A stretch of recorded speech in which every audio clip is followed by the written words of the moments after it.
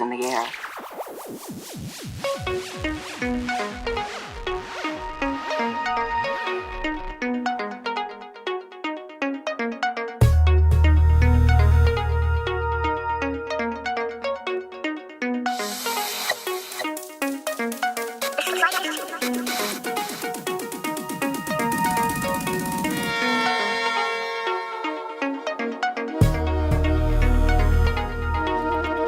What's up, everybody? Welcome back to Place of Assembly. This is your host, Sam Hilmer. This is the podcast where we look at physical space and its role in cultural production. We look at all kinds of spaces near and far, we look at conceptual spaces. Place of Assembly is produced by H0L0 NYC here in New York City in partnership with Experimental Sound Studio Chicago and 8 Ball Radio. This week on the pod, we've got Melissa Auf Der Maur. And it's not just this week. This begins a 4-part series called The Art Emergence in Upstate New York. We're going to start off talking with Melissa about her space, Basilica Hudson, and the many exciting programs and initiatives that she has going there.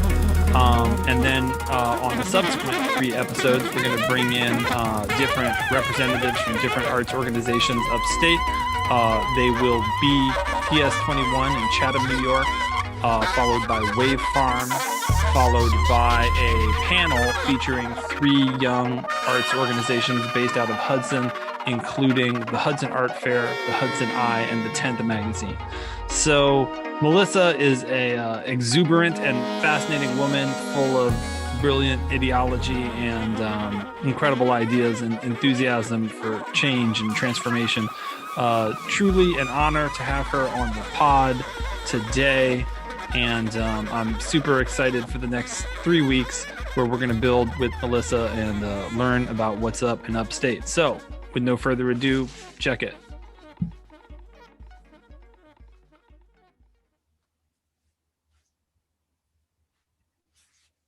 What's up? Can you hear me? Does it work? Hello, test, test. It works. I can hear you. Okay. How are you? Really incredibly hopeful and happy, actually. Very good. That's amazing. That is truly refreshing to hear from somebody. Anything in particular informing your happiness or your enthusiasm at ATM? I think it's just I'm a big believer in change. I've always been the person encouraging people to change, leave the job, leave the relationship, change it up.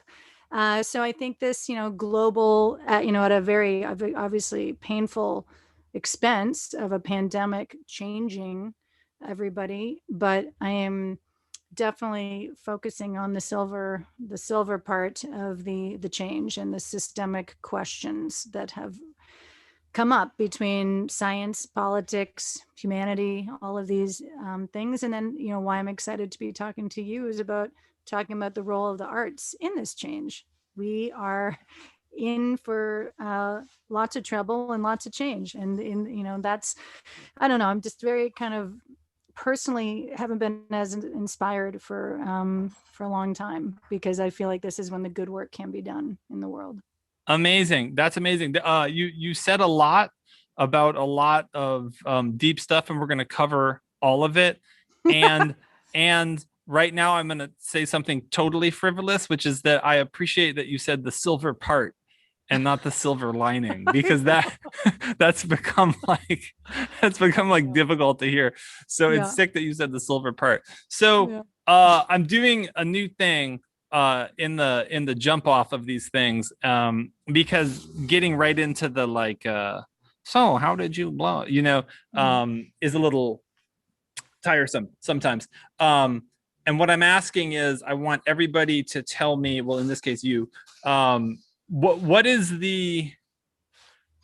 you can take this in any direction. It could be the craziest, most insane, most off the rails, or most ecstatic, most transcendental, or most problematic event you've ever been a part of, wherein you had some kind of responsibility, like you had to play, you were running it, you had to pay for it, like something, what's the one that stands out or that just jumps to mind?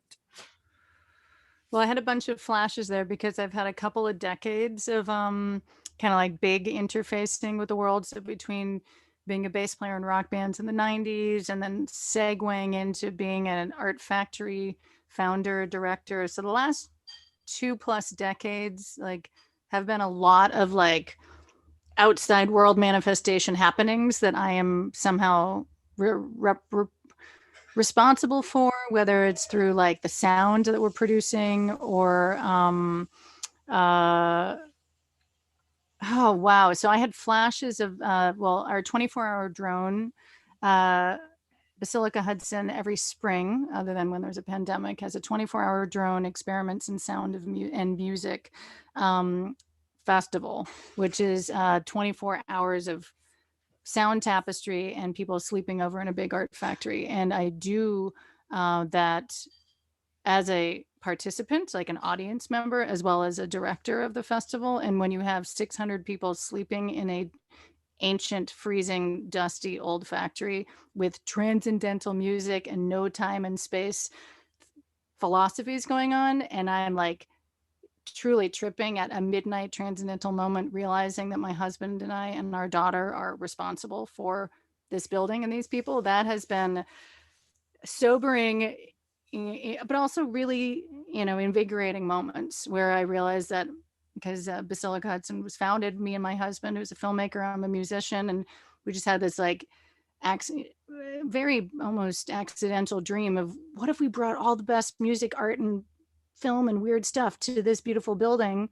And we didn't start with a big plan, but we definitely started with like imagining moments like that where we're gathered in this like special observation of humanity and culture, but somehow realize we're the ones driving it. And it's terrifying because there's a lot of, at play in there. But I guess that's the first one that came to mind because it's within the past decade. But of course, I also had a flash of me being on stage in Australia during the big day out, and Courtney, my bandmate at the time, doing this big crazy, she would stage dive into the audience and get all of her clothes ripped off. And it was part of like showing what a woman in a male dominated field, like what happens when a woman throws herself into a crowd. And she would come up naked and like bleeding and just standing there like a crucifix, on the crucifix, be like, but smiling and powerful and terrifying all at once.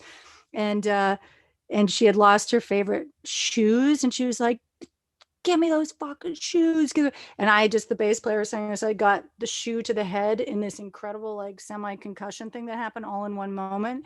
And I remember the promoter on the side of the stage like carrying me off the stage and me going ow, and having like this like gigantic golf ball in my head, and realizing as they took me away in an ambulance that the band was still playing and that they actually didn't need a bass player. There was like this weird moment. I don't even know if that was connected to your question, but those were the two moments that I had. That counts. That counts. That Okay. 100% counts.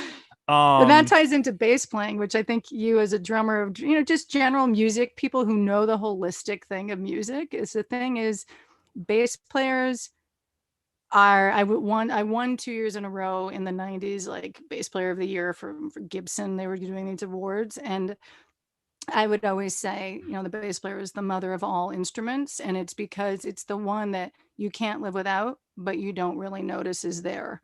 It's like this thing that envelops the whole band, but then you only notice if they're gone. You don't usually notice it when they're there. So that's been a big kind of theme in my life. Got that. Yeah, I can see how that would tie to space operation and events-based work. So I'm going to jump back a hair where you were talking about 24-hour drone. That's something I wanted to talk about, but let's dog ear that for a second.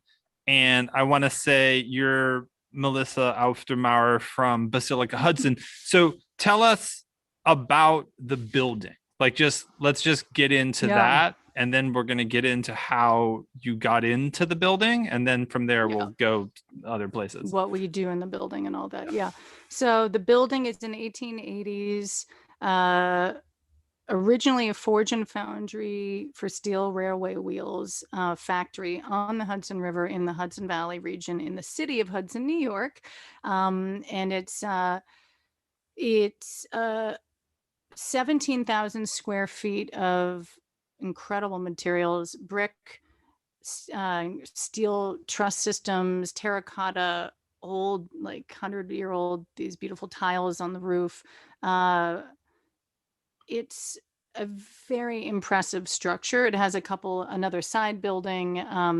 The grounds are industrial wasteland in a cool way, in that the whole thing feels indestructible. And what's so cool about it being so dusty, dirty in an industrial wasteland is when you walk into this space, whether it's filled with 1,000 people observing sound or dance or film, or just a small gathering of a conversation, it's a sanctuary sort of feeling where you are so, and it's the building that does it. It is that old classic, I don't have a picture. I usually could just pick up a picture, but it's that classic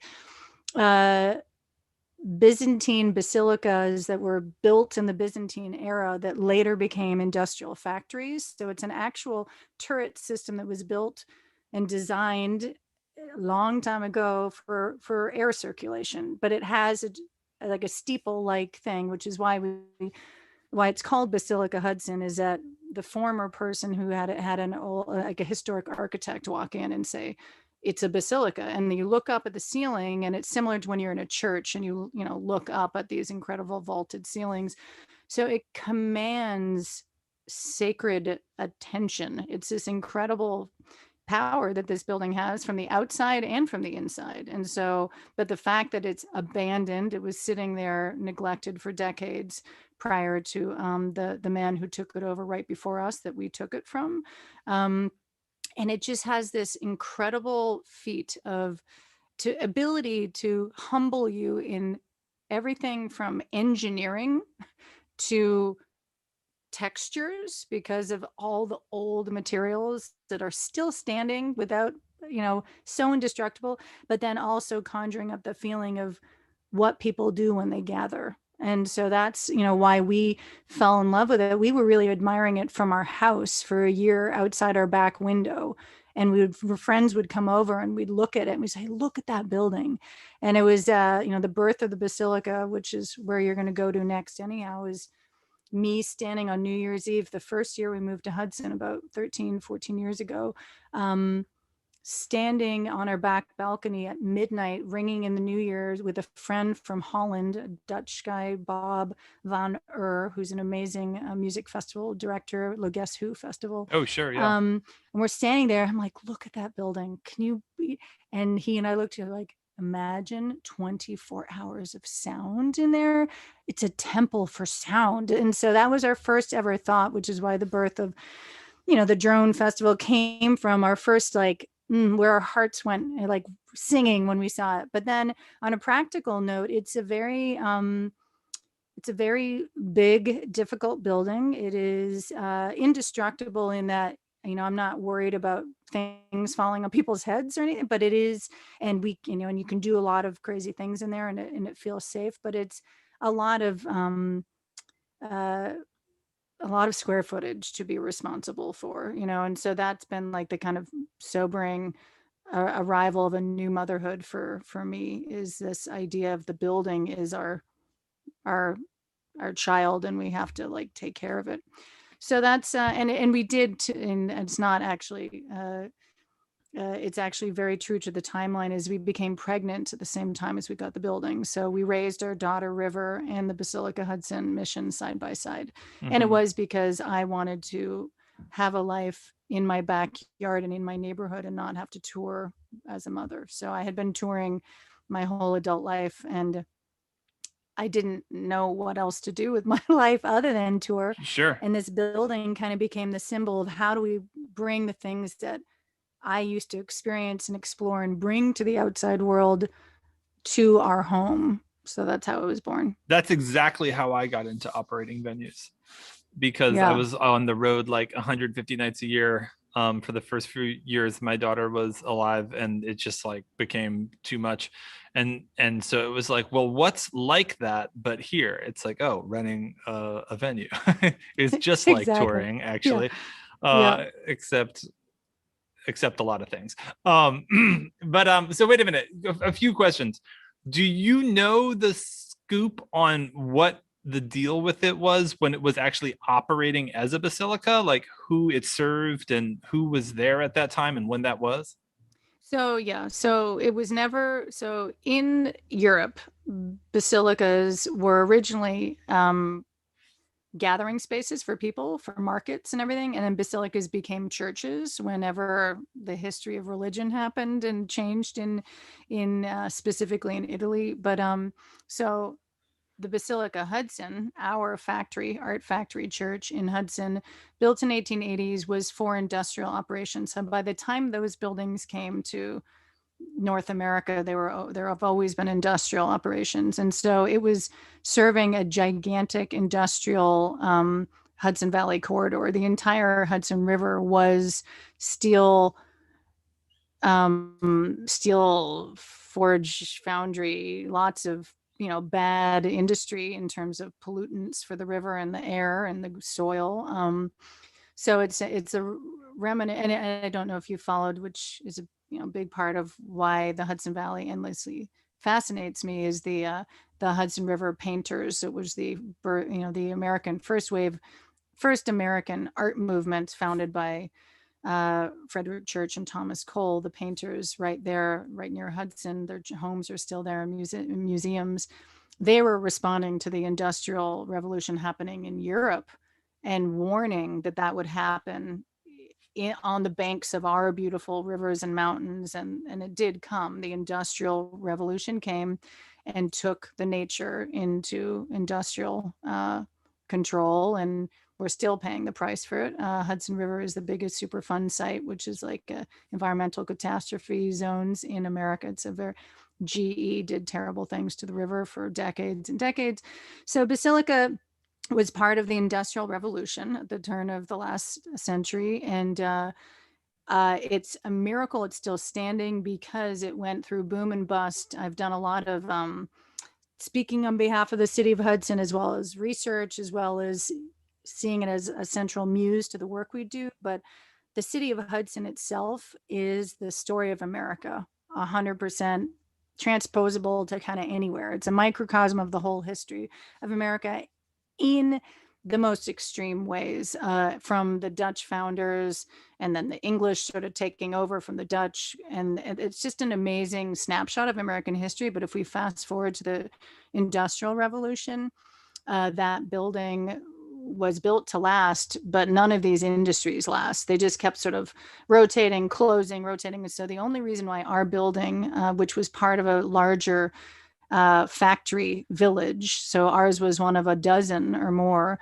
and ours is the only one standing, because by the 1950s, after boom bust, filling them in with different industries and trying to keep jobs, and by the 1950s, the Hudson Glue Factory opened, and they converted this thing into this gigantic glue factory that stayed in operation until the 80s, until it had a big fire. And then it sat as a polluted, burned out shell until 2000, when the fearless first wave of adventurer came and reclaimed it and gutted it from all of its glue operations.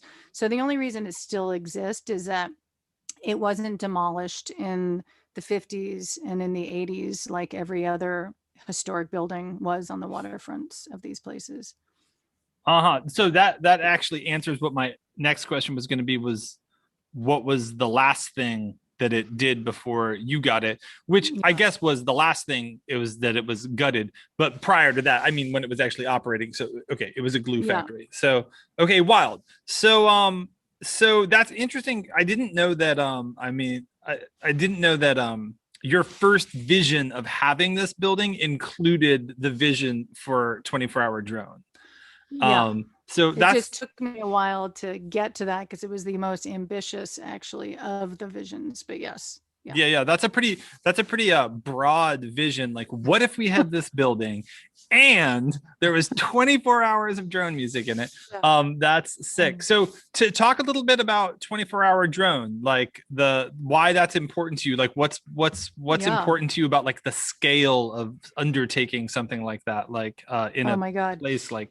I mean, I Basilica? can speak about it on two levels. So I'll count on you to keep the thread because there's two sides. There's one, my spiritual raison d'être, my actual born in this world with the feeling of what I'm supposed to do and what I carry with me. And then the other is the 21st century digital era needing to compensate for the loss of the analog world that I was raised in. So there's a very sort of site specific, time specific reason for that festival, as well as a deep, like burning yearning in me that comes from a couple epiphanies in my youth. One, understanding infinity by looking at outer space and understanding how small everything is and that time and space does not exist and it's all happening at once. So that was like a big bang that happened in my head at 12 years old that really shaped like the way I move in the world.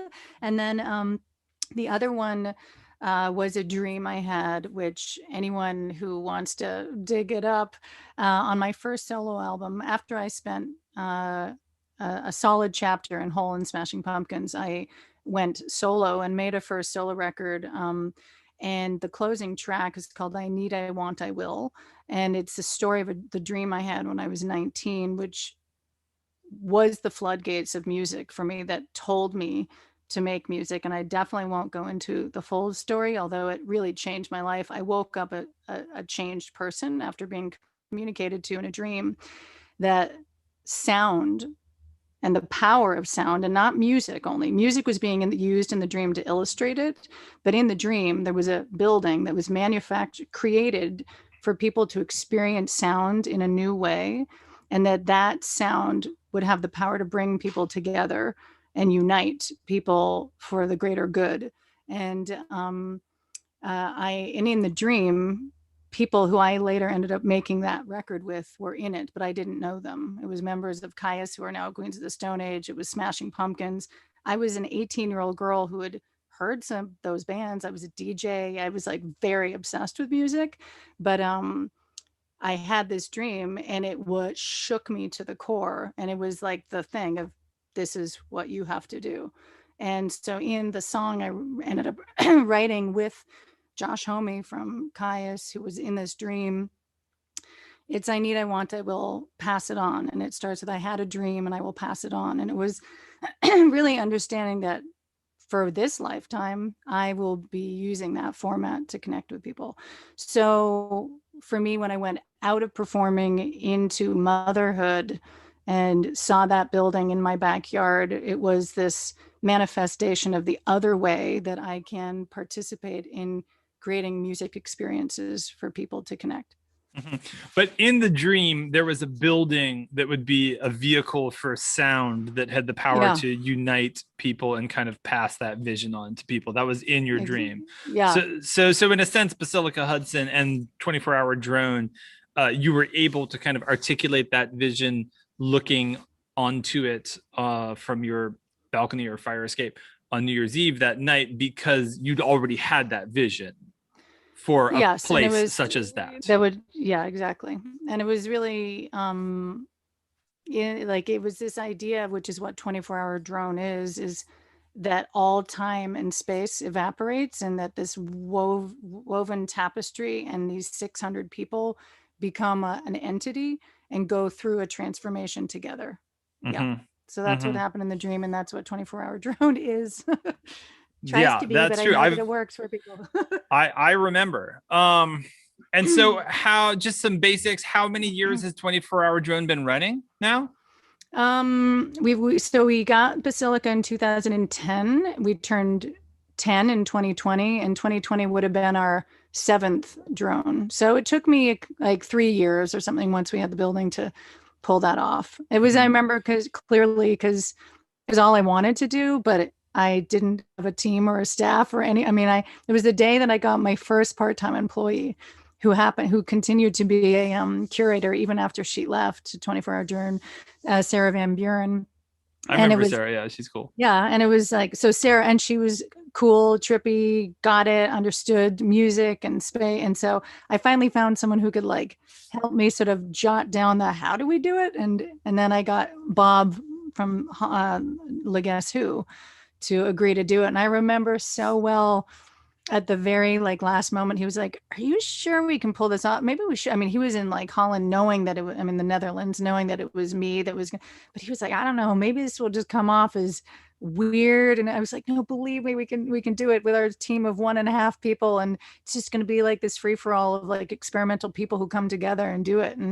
And he came in for it, and he couldn't believe it. He was very impressed that we pulled it off because it was so experimental the first year. I mean, like no one, about leaps of faith, everyone did it. The one I did was very, very well, it was very cogent. I mean, yes. The idea itself is far out, but the execution was like totally went off without a hitch.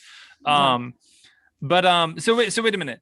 Bob from Le Guess Who, he came in, but didn't you also, you've traveled 24-hour drone and it's become 12-hour drone. And did you do one at Le Guess Who or with him? Yes, actually. So here's the deal. He actually did do one in the Netherlands the year before ours. So he brought that dream alive to Le Guess Who, but it really is different. And that's what was interesting working, even though he's a very like DIY, but he has a big vehicle. Like in Europe, you get a lot of money for the art. So he was able to do it in a real way with like the PA, but then you're dealing with things like union and, closing times and blah, blah. So he could only do a 12-hour one. And what's amazing about being on the edge of town in a tiny town in the middle of nowhere, rural America, you can do 24-hour drone. We don't currently, knock on every piece of wood, have neighbors that have trouble with us, and we're very nice neighbors, but so he was coming at, so by the time we brought it to Basilica and we like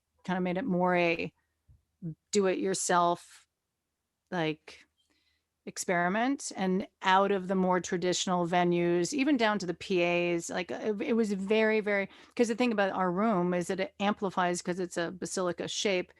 You barely even need, when we write our invitation to artists, it's try to not even think about an amp. If you have an amp, but we're trying to run minimal things to the PA. We're using the room as an instrument, and that the room itself, and that's how we book everything at Basilica anyhow, beyond even just 24-hour drone, which is the most site specific one for sure, is it's really about using the room to your advantage and like bringing things that are enhanced by the room and bringing things that enhance the room.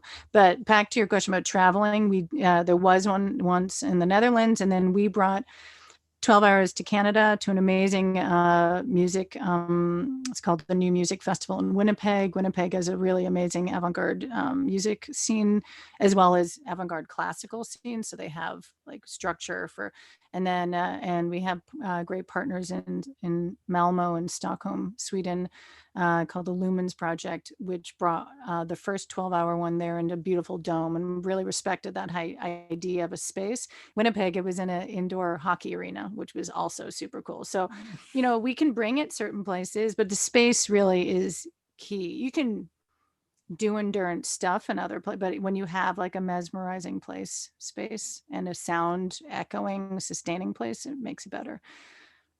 Word. Well, that's a good pivot now to Canada, because you're from Canada, and I want to talk about, I want to hear you talk about that and what that's meant to you and your experience, as a citizen there, because I know from our previous conversations, your attitude about art and culture and commerce and being a person in the world in a nation state is informed by socialist democracy, socialism, and so forth. So I want to kind of bring that into the discussion and learn about how that's informing the work that you're doing at Basilica, but kind of starting with what is it about your experience in Canada that kind of brought you to those convictions is a good way to get there. So I mean, I am fully defined by my Canadian upbringing 100%, but then I'm further defined because I got a one-way ticket to the USA at 22 years old to join H0L in the American Industrial Music Complex. It really enhanced my roots. By the time I crossed into the US, I am a dual citizen. My mother's from the US, which is very important to note in terms of I've always been a dual citizen. I spent my Christmases and summers visiting my family Republican family in Massachusetts, and my mother left in the 60s due to her own cultural revolution of the US does not work for her. She was first wave, unbelievable, feminist, independent, single mother with me. My father came into the picture shortly after, but it was a very non-traditional arrangement. And her departure as an expat in 1968 to Montreal defined a lot of who I ended up being as a dual citizen. And my father was born to immigrant, very poor immigrant, European immigrants, first generation Montreal. And he was very much raised with, the beacon of the new world, and what Canada gave to his family, which was a lot. Canada gives a lot to people. They have a very good social system. So I was raised by two serious Montreal patriots. Like they are defined by that city. I was defined by that city, and that city, for those who haven't visited it or people who will, it is one of the greatest cities on earth. It is. I'm a city person. I love cities, and Montreal really, it's hard to dispute. It's got that magic, like the New York, Paris, New Orleans, Berlin, that thing where there's just like between the history and the architecture.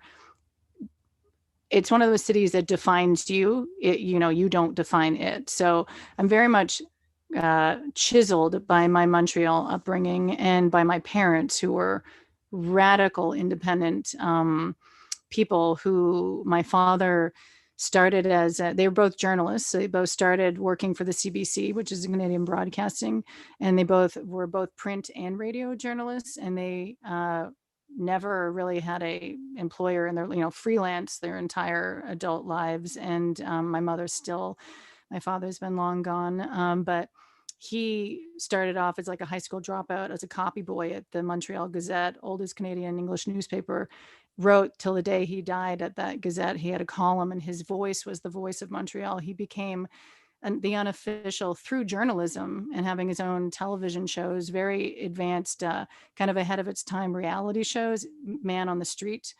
He was so moved by the people of Montreal that he became a politician and started new parties left, right, and center, 60s, 70s. I mean, this was like, the revolution everywhere. And I was raised as a politician's daughter, but a radical, like anarchist politician who was not afraid to confront every possible, he was a humanitarian, he was a socialist, and he was a very loud, opinionated person about like greed. And he was just a man of the people, and he was incredible. And so I was raised a politician's daughter, and also in his newspaper columns, because his life was part of his story he was married to the city of Montreal. So I was like a daughter of like his love with the city.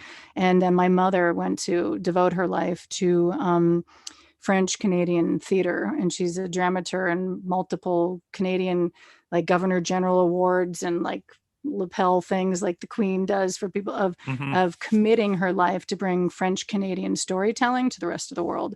So my upbringing was that if you don't love the place you live, and you don't devote yourself to the people who live in that place, and through the arts connect them, you aren't living your life to the fullest. So that's how I was raised. And music was my calling, like I told you about the dream. And photography as well. I just assumed I'd need to have a real job. That music would never work. So I studied photography in university. I worked as a DJ in bars. I took band photos. So I was like music photo person. And then when I got this crazy opportunity to join this American gigantic system, H0L0 was releasing that big, first album was on Sub Pop, but then Geffen Records, which those who follow 90s rock history, Nirvana, H0L0, there was this big moment that happened in the early mid 90s. And then I kind of jumped on board right as the explosion of H0L0, like her husband, Kurt, had just died. Her album Live Through This was already slated to come out right as he committed suicide. It was a very intense, like, Hmm. emotional moment in like our generation's music, people. And I was asked to join to play bass for Kristen Pfaff, who was the bass player who had died right around the same time as Kurt. It was a very epic, not light situation to be entering. Hmm. And me as a Canadian, utilizing my American, passport and leaving my city that I could only have imagined devoting myself to for the rest of my life, like my parents did, was very dramatic and slightly.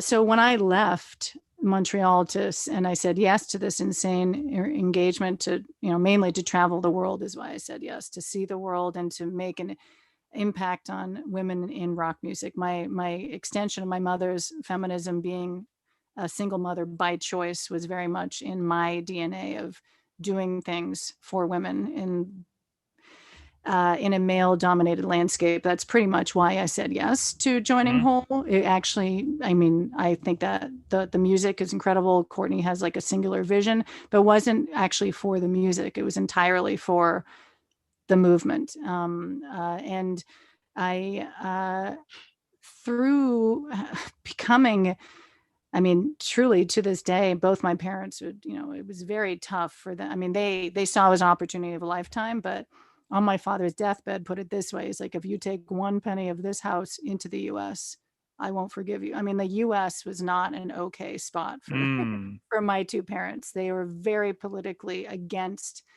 capitalism and the corporate greed around politics that happens, that is beyond noticeable now. But so I arrived in 1994, with a true understanding of what the US political corporate landscapes were, and a very a real critique, and it was worse than I could have ever imagined. So when I arrived, I mean, I had been visiting my grandparents in Massachusetts, but that didn't, and I had gone to New York for my birthday, because like I was obsessed with music, and America had a lot of, I mean, like the Velvet Underground and New York CBGBs. That was a big defining moment in my youth. So, my Hmm. parents were very supportive of all my counterculture stuff. They were counterculture. They were not mainstream. They were counterculture. So they understood why I was doing it. But what I was not prepared for when I arrived in an American band was to see just how failed the system was. I mean, I had never lived in the US. I'd only heard my parents complaining about the system, that none of the musicians that I played with or toured with had healthcare or education, had been mostly products of like broken families, poverty, like Hmm. disasters. I Hmm. couldn't believe it. And I would say to people in my bands, like, this is not fair, and you don't know, like, America has lied to you. They think they're giving you something, you get nothing, you have nothing. We have basic services at home, we have this and that. And that's from the moment I arrived. So that's what really triggered my like socialist like extreme need to, and that's why I had Canadian flags on my bass amps. I mean, to me, it was really important to wave an international perspective in the US, because mainly of how much compassion I had for the people that I saw in the US and the system. And like joining that gigantic music industry was also really not cool for me. I did not want to join Geffen Records. My only dream was to have one album on Touch and Go, my favorite Chicago label. I did Hmm. not want to be on a major label on the cover of Rolling Stone and playing Saturday Night Live. That was not my life aspirations. I was Hmm. very much, my roommate when I left to join Hole was one of the founding members of Godspeed You Black Emperor. So I came from, me joining Hole was like me becoming Celine Dion in my environment. Right. So the Right. corporate arrival for me, like, just turned the flame on of like, no way. I am not this. I am this, and this. And so like, I bored the hell out of all my bandmates about Canada, Canada, Canada. Canada's better this way, Canada's better that way. And but they would always be really impressed. And no matter where I'd go in the whole world, some Canadian person would show up. You know why? Because Canadians are like international world. They go on these expeditions because you're raised in Canada to be a citizen of the world. It is Right. a fundamental difference. That was one of the things I always talked about in trying to explain this duality. That's like how different it is. The American melting pot, that whole thing of come and become American, erase all of your old history, Uh-huh. become American. In Canada, you're taught in grade 1 to be part of the Canadian mosaic, that none of Uh-huh. us are Canadian. I am Swiss, Irish, English. Uh. We are a mosaic of Whoa. the world. Whoa, It's a very fundamental. deep difference. And that is my childhood. So I saw, and Canadians are raised like to just go travel. Like once you leave college, you're almost not even like a citizen of the world unless you go backpacking in Europe. So one of the I kind of like joke is like a Canadian flag on a backpack. I mean, I don't know if you've ever seen that in Europe, but like Europe or Asia, that's like a thing. Like they go for these pilgrimages, kind of like some of those religions that have to go out and go see the world. It's a very, very common practice in a young Canadian person, and that's when you see the world. And then so when I was on tour with Hole and the Pumpkins, they couldn't believe that like I'd have friends, these are strangers, Canadians, that would find me in every single city and would just walk themselves backstage with their Canadian passport to talk to me. And I have friends to this day that I met in that capacity. Like, no, I'm friends with a Canadian, never met this person. We are That's just, we amazing. find each other. And so that's, part of like back to how it shapes me is I also have a really like, unfortunately, idealistic view of what people want to do together. They want to know each other, they want to work together, they want to accept each other's backgrounds and cultures. It's like a real fun, and I'm not saying that there aren't people like that in the US, of course, but the kind of general tone is very different about how people relate with each other and how you relate to your government. Hmm. It's not about a flag. It isn't, although I very much like our Canadian maple leaf because I like nature. But Canada didn't even have its own flag. It didn't even have its own ego until the 60s. And it was created by a citizen. They had a competition to design a Canadian flag because they were still just a they're part of the monarchy. I mean, like, we were just one of the little territories that kind of Uh-huh. grew on its own outside of England. Word. Well, okay, wow. That was I know it's amazing. That intense. was that was super that was super good. But wait, hold on. I'm gonna like I'm gonna weave together a tapestry of inquiries and follow-ups out of that What incredible was your question? array. Well, Oh, I was Canada. asking about how your background growing up in Canada informs your experience. We're going to get to this as a venue operator and events-based worker, but wait a minute. One, I want to say Godspeed You Black Emperor also has members that helm incredible spaces. Am I Mhm. wrong? Casa del You are Popolo true. and Yep. Yeah. La Rosa? Sala Rosa, and Sala then some Rosa. other offshoots, and they have Yeah. like antique shops.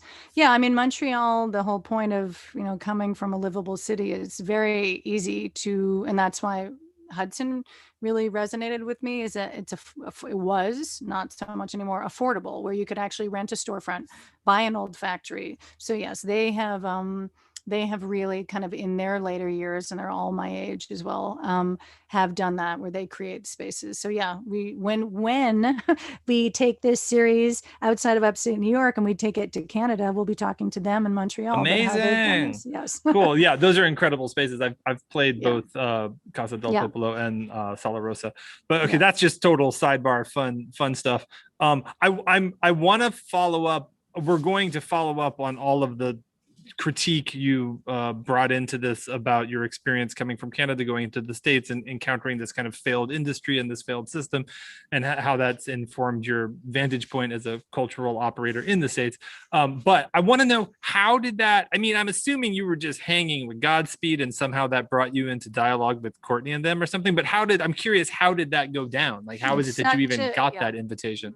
Very, very defining moment that actually also says a lot, similar to me being Canadian, me being a bass player, that it's both kind of ingrained in how this strange thing happened.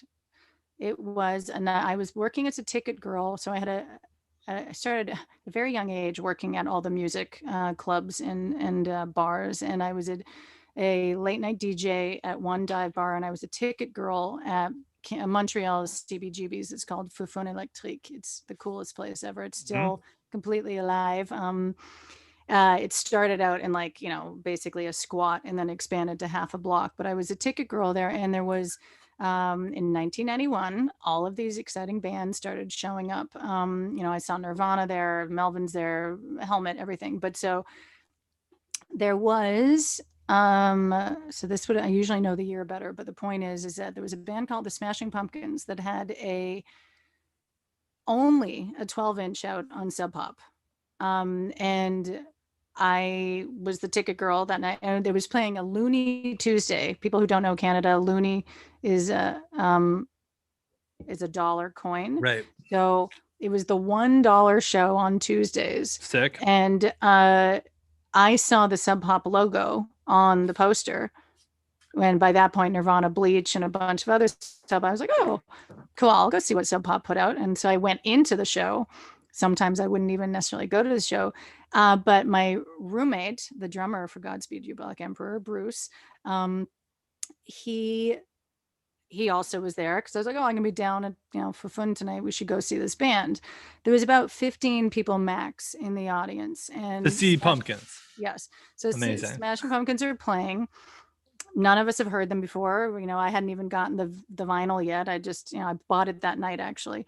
And they were playing their set, and as you can imagine, Billy Corgan and the sound of the Pumpkins were always going to be making grandiose music. It's like big guitar music. We were still coming out of punk era, right? So there's this band who's playing like raw, big, dramatic guitar solos. And Godspeed You Black Emperor found next to me, Bruce, is like, God, these guys have such attitude. Oh my God, they're so, he hated it. I loved it. I was just so I'm like, this is the best. And we were having this like totally different reaction. And in between songs, Billy was like tuning his guitar, and my friend Bruce screams, hey, drop, can I curse here? Of course. Yeah, right? yeah, go nuts. Drop the fucking attitude. Billy Corgan looks at him and says, excuse me? Drop the fucking attitude, guy. He's like, I'm just tuning my guitar. I mean, it's literally embedded in my mind. This moment changed my life. Tunes the guitar. Bruce takes his beer bottle, throws it at Billy Corgan, crashes on his guitar. Billy jumps off stage, strangles Bruce. They have like a whole like fist fight weird thing in the audience. I am standing there, and all I think is my favorite show of my favorite band that I never knew has just been ruined by my stupid roommate. What is going on here? And then Billy, which says a lot about his type of character, got back up on stage, could have certainly said, screw you, bye Montreal.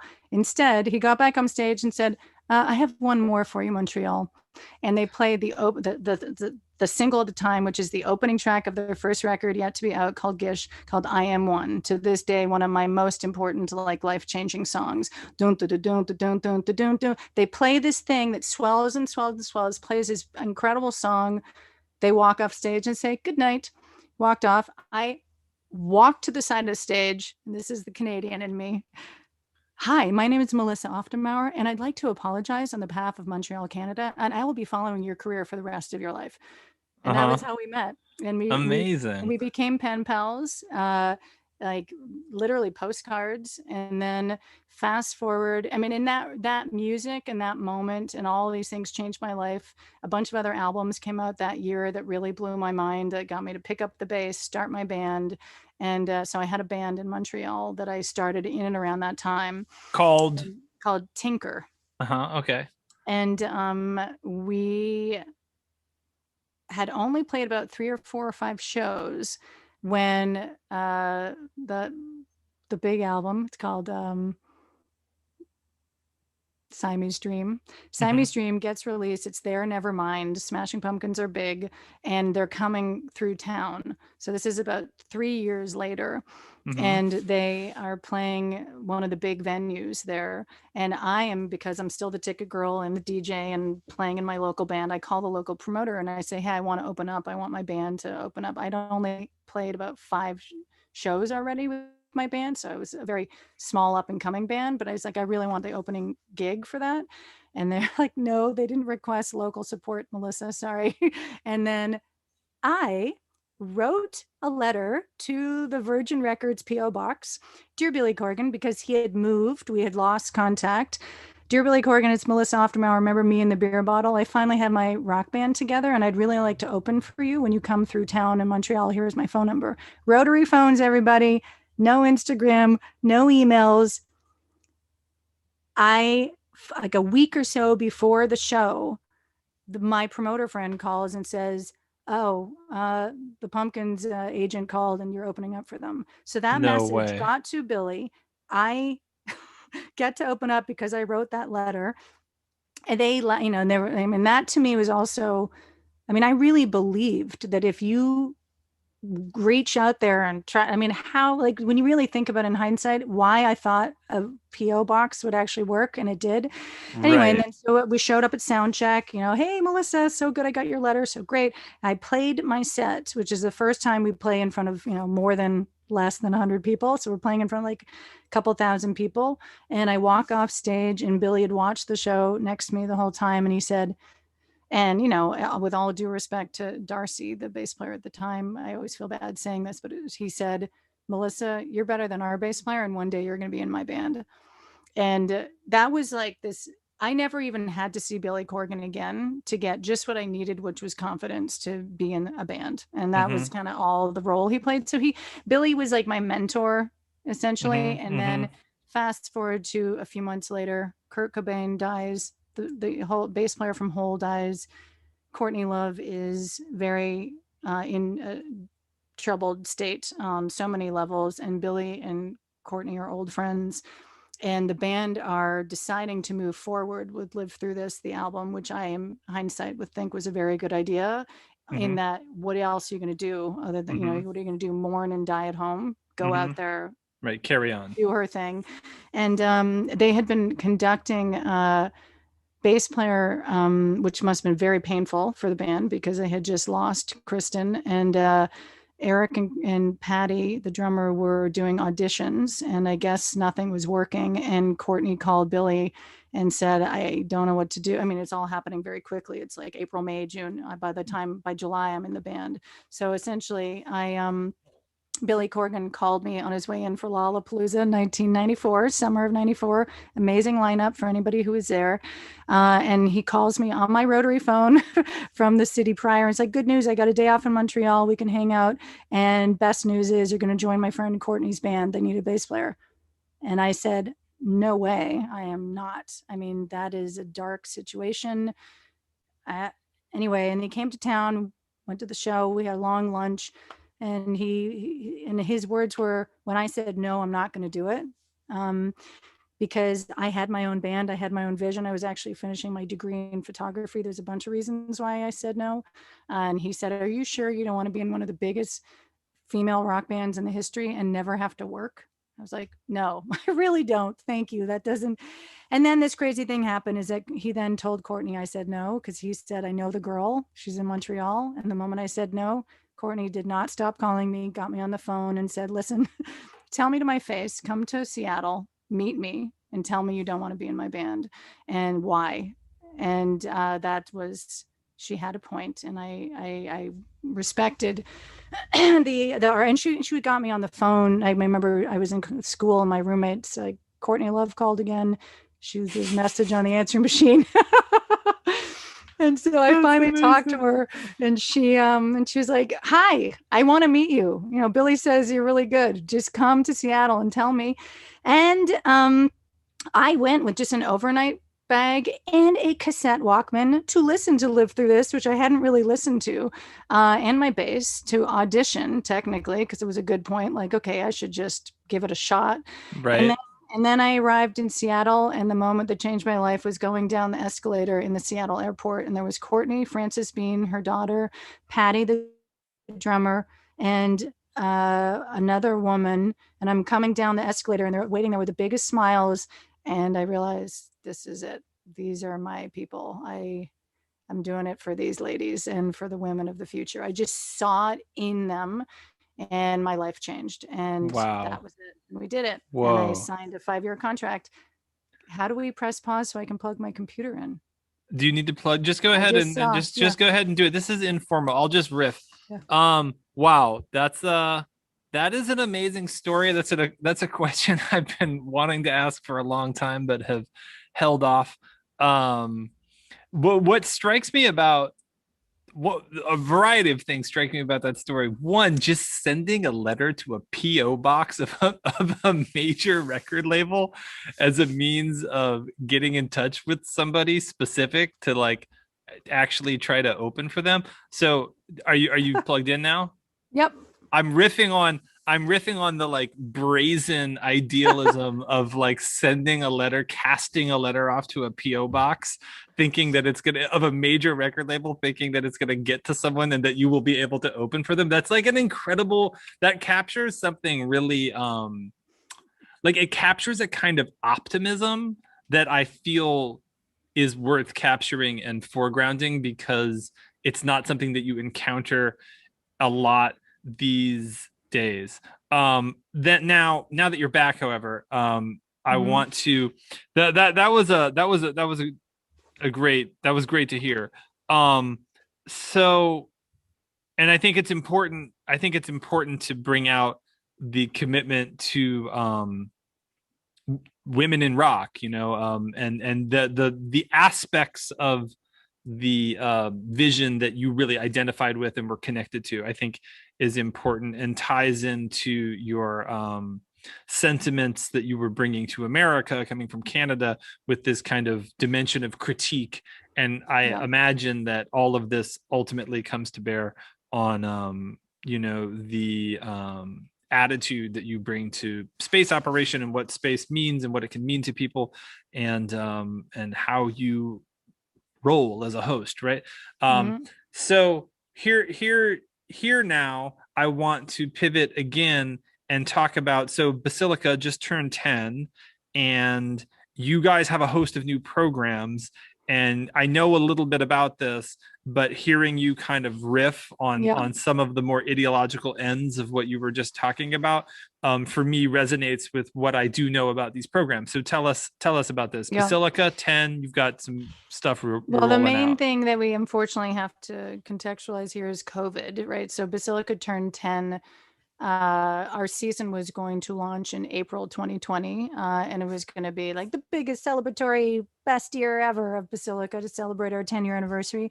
And by middle of March, the pandemic hit. So we have spent almost the last year now, first of all, taking all of our programs, which was hard to do and we're still trying to perfect, online, offsite, and outside. So we are not currently able to operate with people indoors.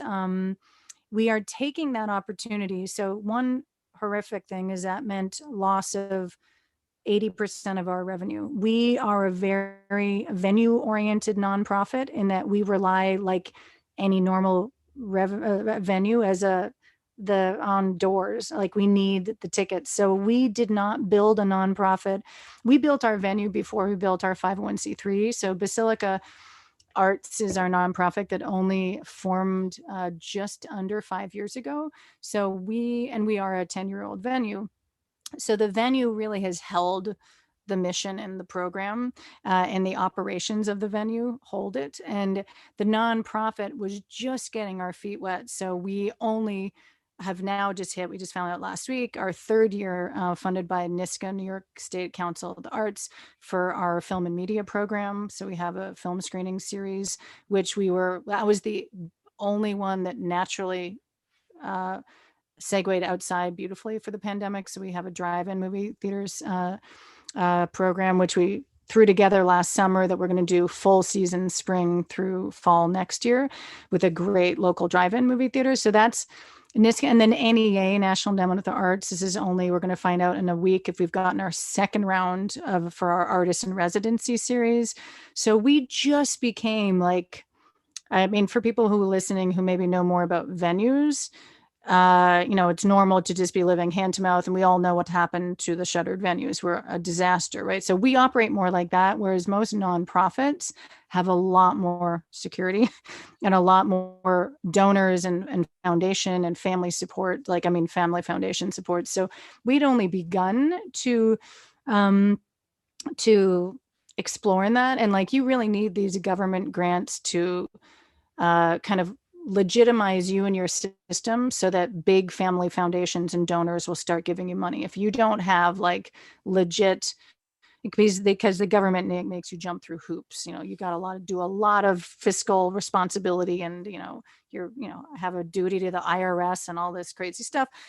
So the nonprofit we suffered a lot in the last year. And back to the silver parts of all of this is that I believe that change is healthy. I believe that America needs a lot of change. I believe the world needs to get off of a lot of bad habits and dependency on terrible things. And I think that this has been an opportunity for Basilica to lighten its load and really reimagine what we can do. But mainly, I feel a burning, just like I did 10 years ago, a burning need to provide a space to unite people through music, arts, and like human exchange.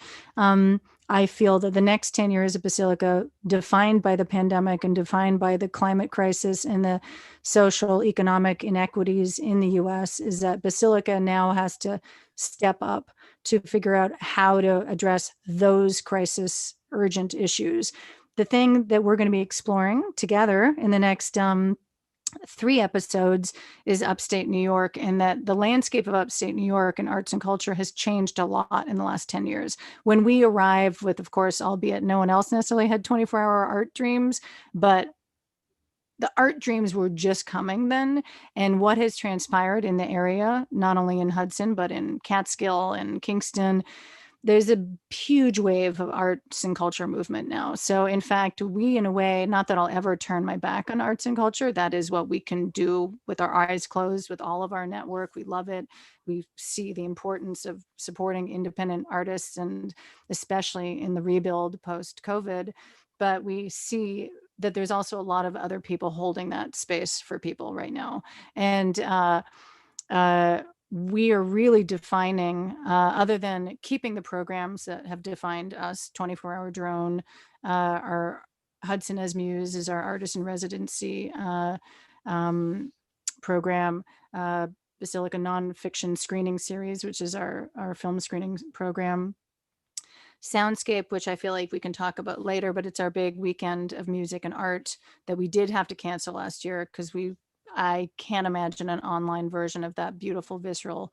Whereas 24-hour drone, we, at the last minute in April, at the height of the beginning of the pandemic, we managed to transpose it thanks to co-curator Sarah Van Buren. We did Drone at Home, 24 hours live stream, which was very complex at that time. But everyone, we were all doing that, and we were all just so scared about losing the connection. Now we're all over the online connection. But point is, we kept that. We'd managed to do that this year. Next week, we're actually going to announce our new version of 2021. It's not going to be in person, of course, but it's going to be a broadcast in collaboration with our community radio station.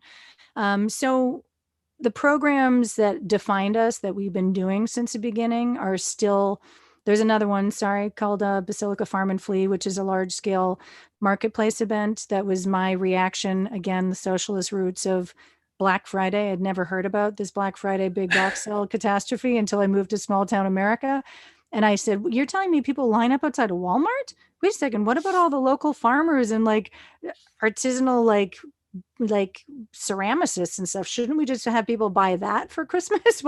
So we started, that was like the most effortless, successful program I ever launched. And it's called an it's like a reaction to the big box sale thing. And it supports regional only small makers and businesses.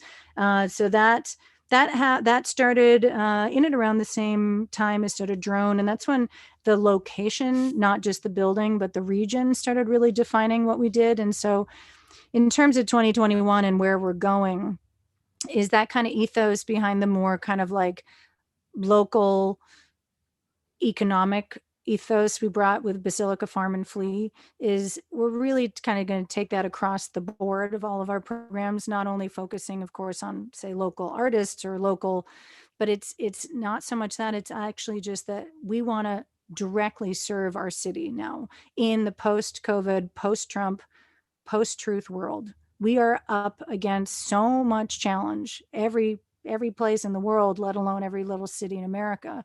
And I believe very strongly that arts and culture organizations that already have networks, already have avenues to maybe even fundraise, through foundations that want to help unite municipal goals and art center kind of know-how. Because if what art centers can do, which most venues are, we can communicate. We have channels for like packaging stories, and right now a podcast is an example of how can we package these conversations to bring them into our community, and what are the conversations that have to be happening.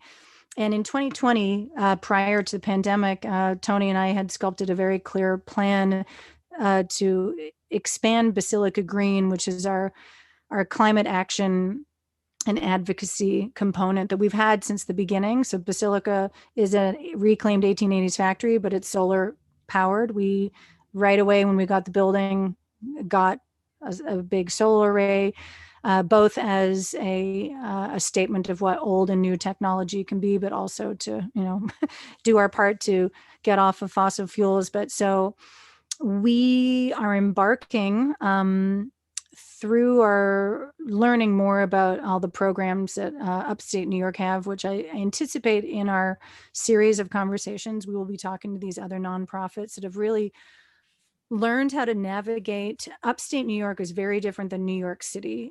New York City has a lot more kind of thriving arts, culture, philanthropy, but Upstate New York has a very interesting focus in the last 5 years on economic development and the question of how do you develop new economies when all the old ones, manufacturing is gone.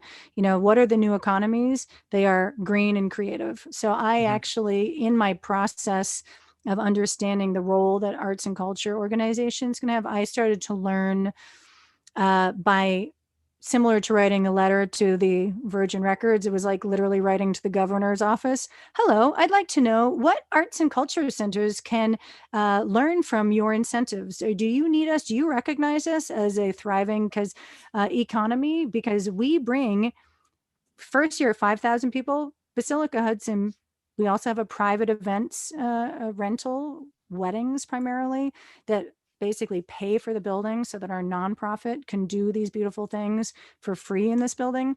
And so I essentially wrote to the governor's office and said, we are an arts and culture center that brings 40,000 people to the city of Hudson, population 6,000 people every year.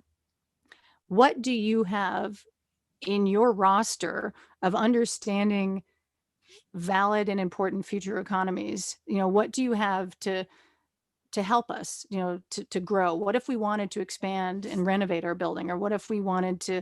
So it was my way of introducing myself to the capital region, which is our, the state capital is Albany, which is our New York. New York is 2 hours away, but the big city near us is Albany. And I actually find it very, very fascinating, much like DC or in Canada, Ottawa. Sure, it's yeah. a weird government town. Weird government towns, yeah. And lots of weird socioeconomic problems, but like history and like credible architecture. So anyway, I essentially wrote to the governor's office and said, can anybody talk to me about where you guys see arts, culture, and green in your future? And now, because of that, I learned a lot about the grants that they offer, incentives to do renovations, to support programs. But mainly, I then advocated on behalf of the city of Hudson to try to win this sort of like lottery to help the city of Hudson win money to repave their streets and support. It's a long story, but I went and ended up doing this like presentation on the behalf of the city. That's how I started getting involved with the local representatives, who, by the way, change all the time. It's a 2-year mayor term. And so we've been through like many mayors since we've been here in 10 years, but it's a thread through with my relationship with the city. And which is, by the way, my father's genetics. Right. I see that. Which I didn't, it took me a couple of years to realize what was happening. But by that time, I found out that there are actually quite great programs, because Cuomo has focused on rebuilding upstate New York, because it has been crashing since the 1950s, crashing, like the economy, the jobs, it's terrible. So I now sit, which is a very funny position to have. I'm governor Cuomo appointed member of the Capital Region's Economic Development Council. And I am specifically an advocate for green and creative economies. So when there are discussions about grant programs or even grant review processes, I'm on this committee for this region to advocate for those initiatives in the region, but specifically review projects in our county, in our area. So through that, I learned a lot about what is out there. And so back to our Basilica Green initiative is that we learned that New York State has put a ton of money away to get off of fossil fuels for infrastructure. So Basilica in 2020 announced, but then we got delayed by COVID, the Basilica Net Zero Campus renovation project starts this year. And we got a very big grant from New York State Energy, essentially NYSERDA. It's the energy components that and it's what's cool is that it's not tax dollars. It is money that comes from fossil fuel industries that are reserved to change industry. Luckily, I had investigated a bunch. So Basilica, thanks to a New York State grant, in the next 2 years, we're embarking in a net zero campus revitalization program where we will expand solar capacity by insane amounts of kilowatts. We will cut all fossil fuels out of currently we are a seasonal factory. And so we have to close over the winter. This will allow us to renovate and heat and cool all year round, amplify our facilities to be a more friendly facility, because people who have been there, it's amazing that weddings and music festivals happen there, but it is an abandoned old factory with it's not deluxe quarters. I mean, you got to be a certain kind of person who want to hang out in such a derelict. I mean, it's beautiful, but it's intense. So this is a gigantic 2-year program. And so with that came our Basilica Green initiative on the public, the nonprofit side, which is that our commitment to bring awareness and climate action and advocacy while connecting it to socioeconomic issues in our region. Is at the forefront of our mission. So the pandemic stopping the 40,000 people from coming into the building allowed me and our board to actually start to flesh out what that looks like, which is like the next round of programs that you could ask me about, because that's where it changes. I'm going to. Wow. You are a juggernaut. That's amazing. I love that. I love it when people just go off. It's like seriously, it's like my thing. I'm like such an appreciator of that. Good. I know some people, I'm sure, hear it and just be like, "Wow, is this girl going to stop talking?" Hopefully not the people. But, just like sidebar. This is a thing that I've given a lot of thought, because I'm like that. Like I'll get on some I'll get on a thing and I'll just. And then, drawing in all this like tangential, related, and I've definitely gotten like a fair amount of like, dude, like take it easy, or like enough, like, I know, like you're too much kind of energy from people. And I've thought about it, and I've thought, it's like, like golden rule. And it's like, I like it when people do that. Like, that's the thing. It's like, it's not like I'm doing this thing to people that I don't want to sit through. Do you know what I mean? Like when I'm with somebody and they're like inspired and another thing, and I'm just like, preach, like bring it. Like I enjoy being on the other end of it. So I actually really appreciate it when people just have a ton to bring to the table. So you're at home here with me. This also well for our future co-hosting of these conversations, because we're going to have to listen to them, and we're going to want to trigger them to go off into these, and then we're going to enjoy it, and then also be able to both go off in tangents. But yes, I recognize that in you, and thank you for appreciating it. 100%. So I feel you talked a bit about the programs. We should maybe do a loop back on Soundscape at the end, but like I think it was pretty clear, the drive-in, and we spent some time on 24-hour drone. I'm going to move past that to a couple things. It was great to hear how deep of a journey you went on into the space of government and state work to kind of get to where you're at with the initiative surrounding net zero Basilica Green. Something I want to back up a little bit and then work back up to that, and then I'm very curious to hear about how your you're working the net zero Basilica Green project into the kind of socioeconomic development and job creation and such. But we're going to go back to something that's different but related. Yep. You talked more than once about a commitment to regionality, localness, right? Yep. And this is something that gets talked about a lot. Farm to table, local. It's like we hear these words thrown at us a lot, kind of almost in like a because you're not doing this and that's clear, but it does have, there's like a marketing end of that, that's like it's local, da da da. Yes. And whatever, it's kind of like how DIY has become, yes, DIY, it's a tote bag, it's DIY. But like these things are like bound to happen, you know what I mean? But I think there is a real deep cut in that like regionality, commitment to localness. And I'm curious to hear you talk more in the abstract about that. And I'm going to go off a little bit about that. Yeah. So partially because of my experience here in New York City. New York City is a place that, in spite of being like just epically cosmopolitan and like epically international, is also a place that has, importantly, amazing examples of localness and regionality throughout its history, wherein the dominant, I've talked about this on the pod before, but like the dominant cultural movements from New York actually featured New Yorkers. You know what I mean? Neighborhoods, New Yorkers, and certainly transplants and people who would come to New York for that energy, but still people who at least lived in New York. But a movement like hip hop is comprised almost entirely of people who are like born and bred New Yorkers, right? Same with disco. Like, so New York has this incredible history of a kind of like intuitive commitment to localness, which I feel, and this is why I'm always interested to hear people talk about this, I feel is being eroded by this kind of like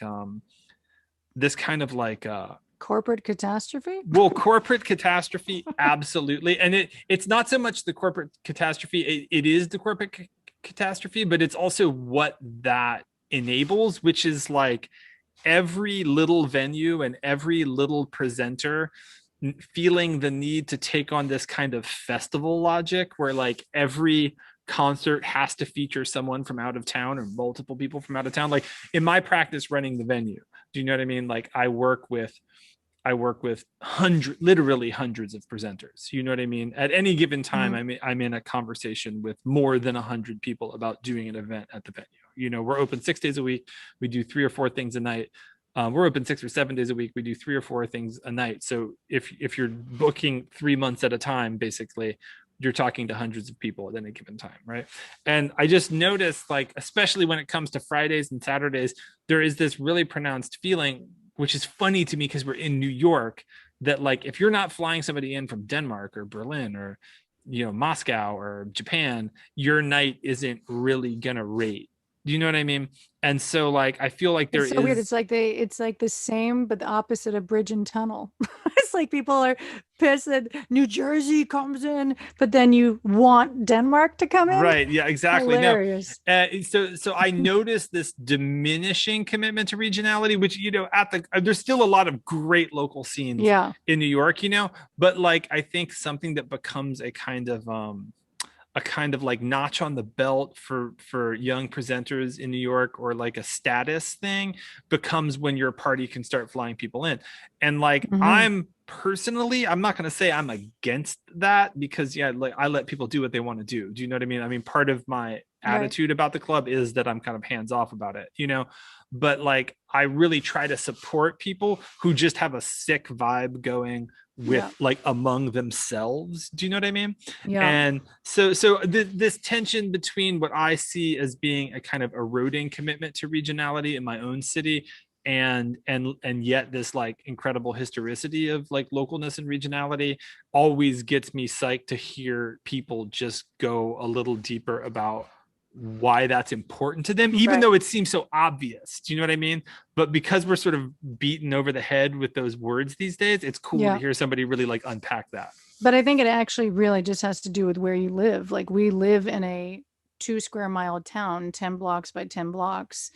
Your neighbors, you absolutely like the geography of the place, is we are a region of small hamlets. So, for example, New York City, Brooklyn, Queens, it's a gigantic city of like multiple regions with multiple neighborhoods. So, I think that I don't really know.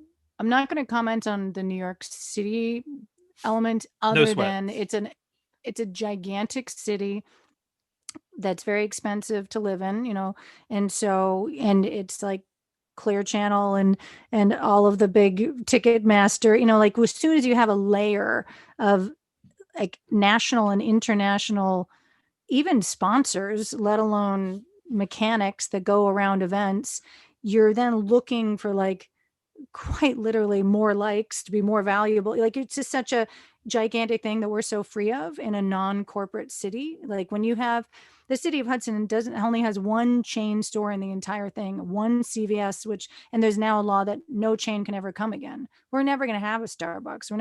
So when that's what I've been saying since the moment I arrived in New York, in Hudson, after New York City and Los Angeles being my only US homes, coming from Montreal, is the future of America is in these small cities. Like I love New York. I Mm. love Los Angeles. I love Chicago. I love San Francisco. So San Francisco, I find particularly, even other than, and it's exciting that the whole tech thing is disbanding because of the remote living option. But like the fact that the city like San Francisco could have been so destroyed so quickly, because do you know the city of San Francisco is the population of the state of Vermont, which is very like quite small. Like so like sizes of cities change what can happen. So when you're living in a tiny city, like Hudson, and believe me, this is a gigantic topic, like the local thing. Just in the last COVID year, because of the expat cities, people wrapping upstate and choosing to live in their country homes instead of the weekend, gentrification and arts and culture, that's a like huge conversation that we definitely can go into. It gets a little murky and dark often, that conversation, but it's absolutely an important conversation. But I think that what's weird is that the city of Hudson happens to be going through an even more radical change since COVID, than even the 5 years prior, while I was, trying to um, watch how, like, I think one of the lines in our mission statement is like growing in tandem with the city of Hudson. Right now, the city of Hudson is exploding in a way, in this, the slightly scary kind of like Williamsburg, Brooklyn. There's always been that comparison of Hudson to the city, but the last year it's quite, it's going to be a very different playing field in the next 10 years in Hudson, which is why Basilica feels like we better start working hard to connect the locals, the outsiders, the poor, the rich. Like this is the moment. If we screw this up, like there's going to be need a lot of facilitators happening right now, because the last 10 years of development in Hudson has not been facilitated. It's been a rotating cast of different changing mayors, coming and going venues and restaurants and hotels, and locals that aren't benefiting from it at all, who don't even go to the main strip, who are living in public housing under the poverty line. Like, there's a lot of socioeconomic issues that, say, 5 years ago seemed almost like, well, let's see how it goes. Now it's like, no, we don't have time to just let's see how this goes, because one big thing that's happening, which is says a lot about local, regional, we've been following it the whole time, is that Hudson is about to make Airbnb probably one Illegal. of the only cities in the world. Yes, exactly. Maybe there's other cities in Europe, I don't know, but the US don't take on big, economic Right. / tourist based economy, gigantic global corporations. So they're finding a way on the local level, because there's a lot of people, essentially our city government right now is, every single person has never been in government before. Every single one of them. So it's a Right. bunch of citizens took over the city at the perfect time, because this is, obviously experience would be helpful, but the will and to shape the city. And because it was so kind of beaten down, the city was so badly managed. So all to say is that Hudson is a very, very dynamic small city that has a lot going on, almost as much as any neighborhood in Brooklyn has. Like it's the rich, the poor, it's the broken and the fancy. It's like everything in America, back to what I was saying of like I'm so inspired by that location, because it's the history of America and the future of America playing out in one little puzzle size. It's very small. That being said, is that in my 10 years of navigating a tiny town, politics, gentrification questions, being an art center, an artist who came out as an outsider, who accidentally brought cool things that attracted other people, and all these complicated and very, very, very difficult conversations. Because back to like, now that we've gotten to know me in this conversation, I come from like the poor immigrant neighborhood in Montreal, from two freelance parents who had nothing, who just wanted to do what they loved, to do good for their neighborhood and their world. And I had no idea that me doing that at Basilica could be met with questions of gentrifications, artists coming to displace people. I innocently did not know, because I Right. have never developed a city before. Right. I grew up in a city. I lived in New York. And so some would say that maybe I was ignorant or innocent. I didn't, but I also had no idea that a tiny old factory with like broken windows and dusty floors Sure. could bring 40,000 people in a Yeah. year. I had no idea. It was growing faster than we could even manage, quite literally. Like, burned ourselves out too, because I didn't even know how to, so much to navigate, let alone the local politics that were changing really quickly. So all that to say is that the local thing in Hudson is both very, very real, because there's a very complex local dynamic happening. And then there's also the beginning of wave after wave of like what you're talking about, which is these sort of like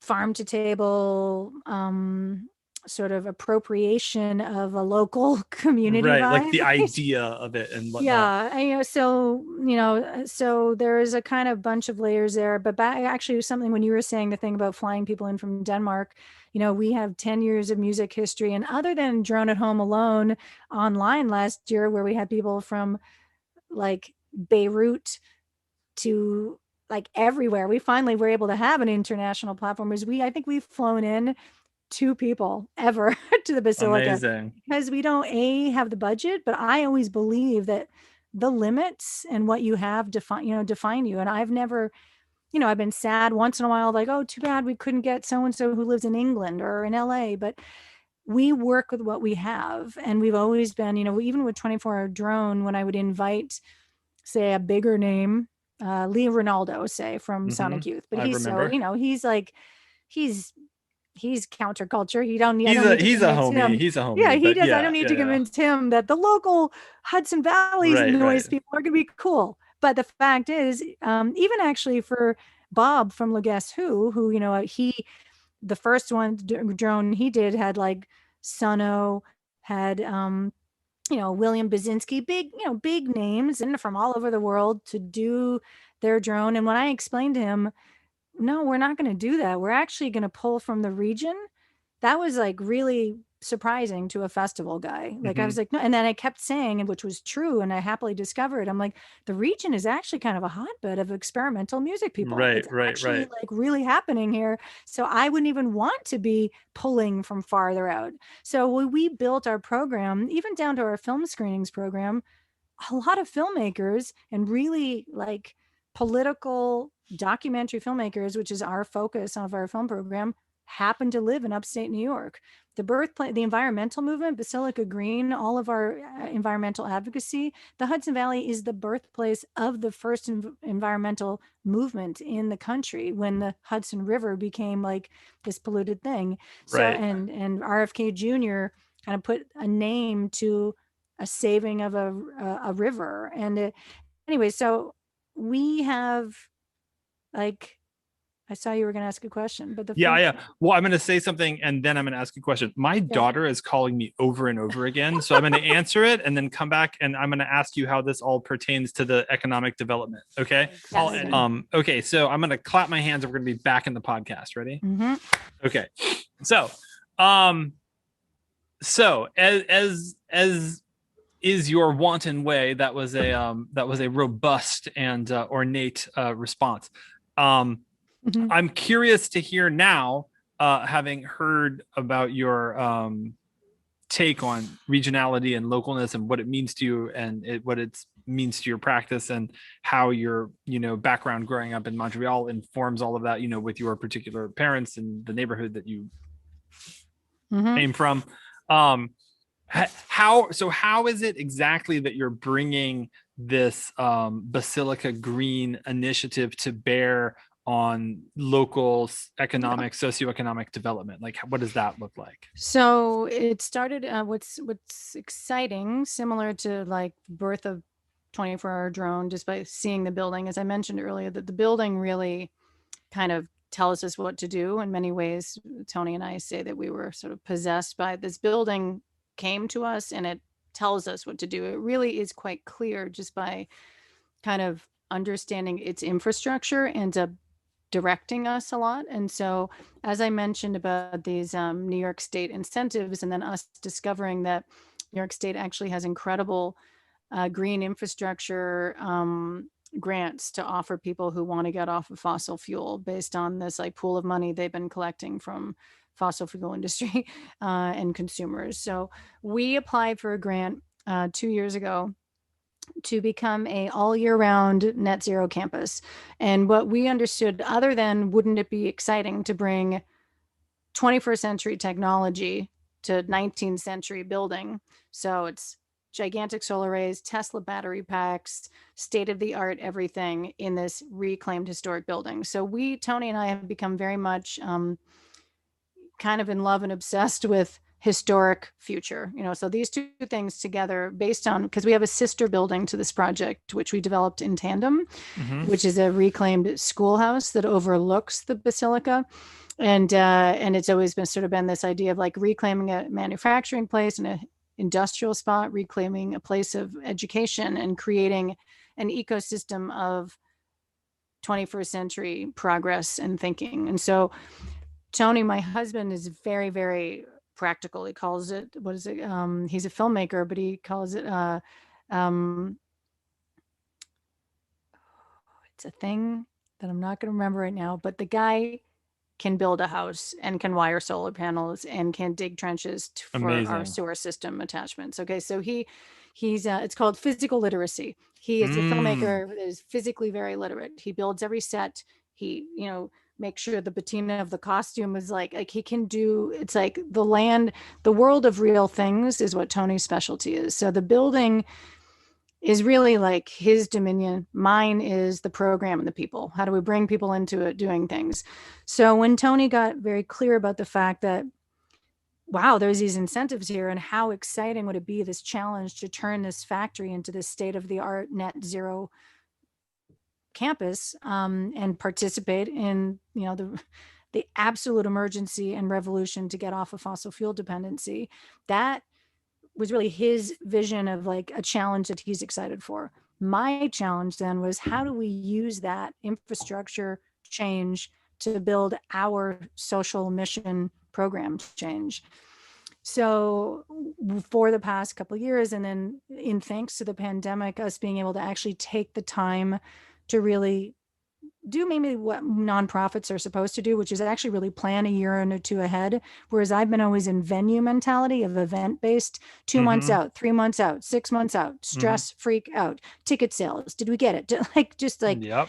Not having that has been the best thing that's ever happened to the girl who also lived on the road, living show to show. So all of a sudden, my grown-up mind has been able to imagine, what do you do with an ancient old factory?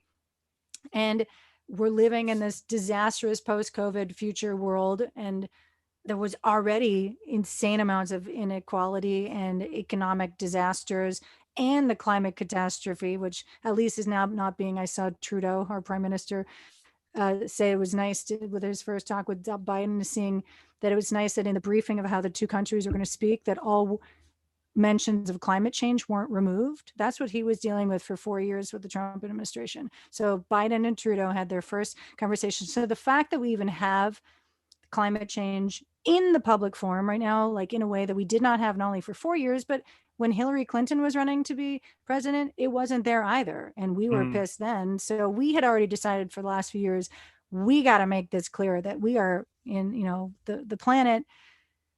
We need to change our infrastructures, and then come COVID, come the amazing momentum, Black Lives Matter, finally this sort of clarity that yes, America is broken. Like I obviously told you, I arrived in 1994 and I couldn't believe my eyes. Most unfair place I'd ever visited. I could not believe that people were accepting this as a quality of life for humans. And it's gotten worse for decades, since I arrived. So for me, that was kind of like what I needed. And in Hudson, really exciting our mayors there. So it was a Republican stronghold. When we arrived, it was all Republicans.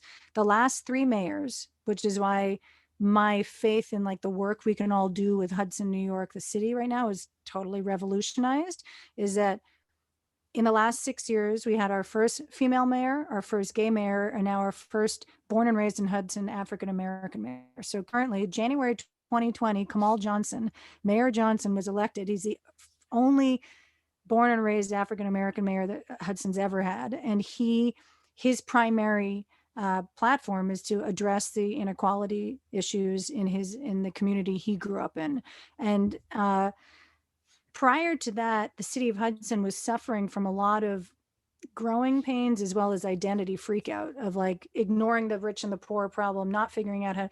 So that has been really inspiring. And then also, like I mentioned, the rest of the city council, like our mutual friend John Rosenthal, are like just citizens, engaged, caring citizens who are working for very little pay to try to shape the city. So it's a whole new game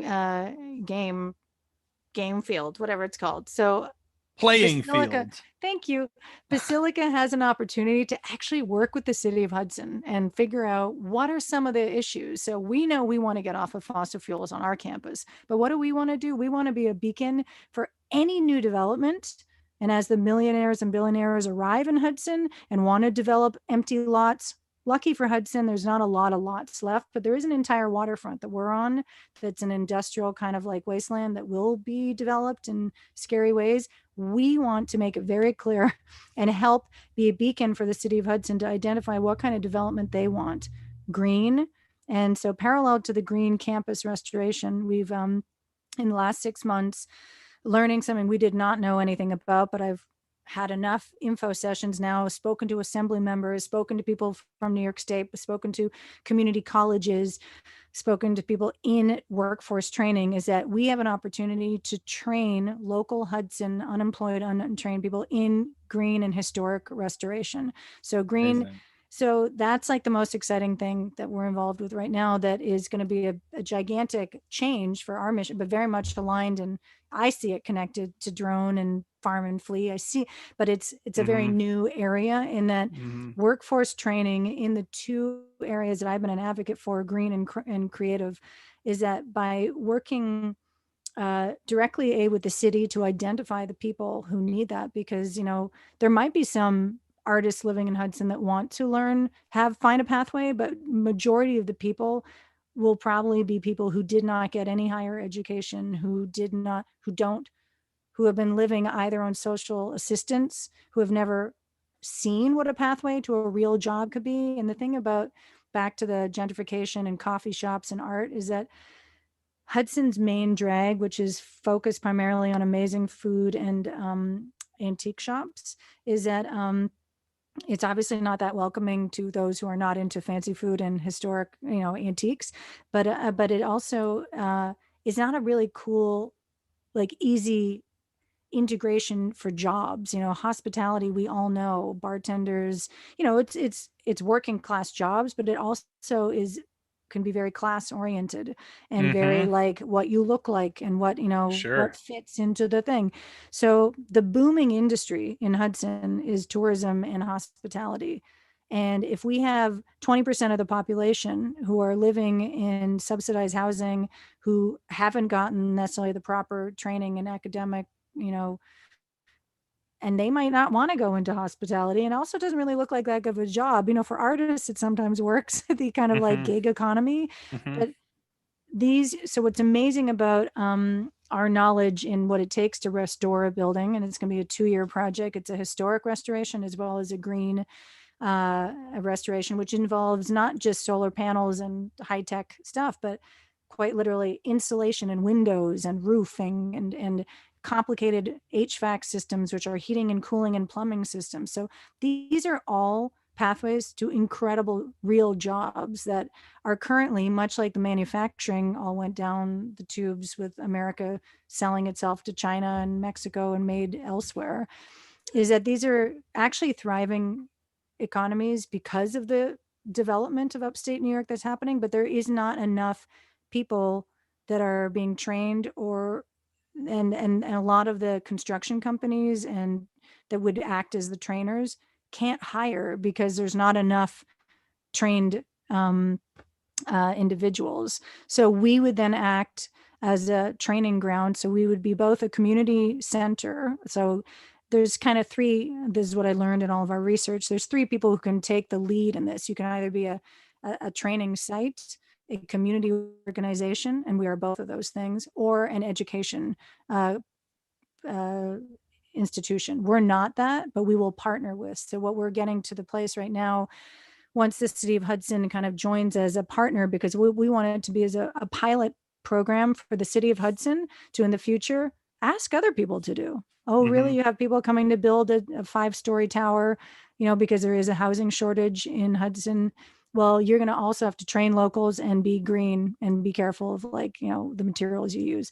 So it's a cool, talk about, in terms of because I wasn't in the event business for the last year, I was able to actually put the research and time into figuring out what a maybe non-traditional sounding thing, but very much in tune with our ethos of what an art and culture center and community center can do for the actual infrastructure of its city.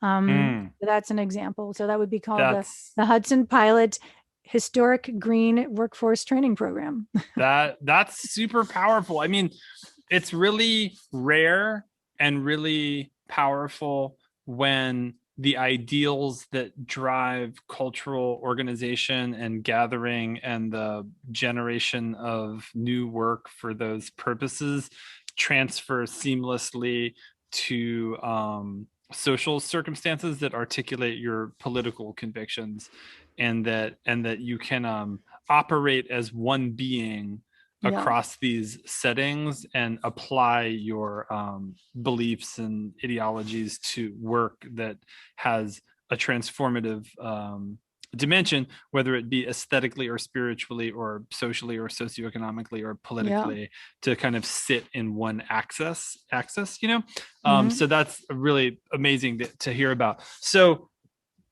we've been at this for a minute. Sorry, go ahead. But I wanted to just tie to when you were sort of describing that I found this thing that can embody all those ethos. It really does have a lot to do with what this podcast, Place of Assembly, is about. It's because we have a building, because we have infrastructure, because we have a gathering place, because we have a workshop place, a conversation place. That's really, and then because we have the privilege to do that, I understand that owning property is not everybody is destined to have that. So that's also within this responsibility. If you own a place of gathering and work and an economy and spiritual, social, economic, impact, how do you maximize it to its fullest? And what's really exciting for me as Basilica turned 10 and we embark on what we want the next 10 years to be, is that the very first paragraph we wrote 10 years ago that we wanted it to be, we're able to completely embrace all of those things, even though it was broad, but we knew that we could go in all these directions.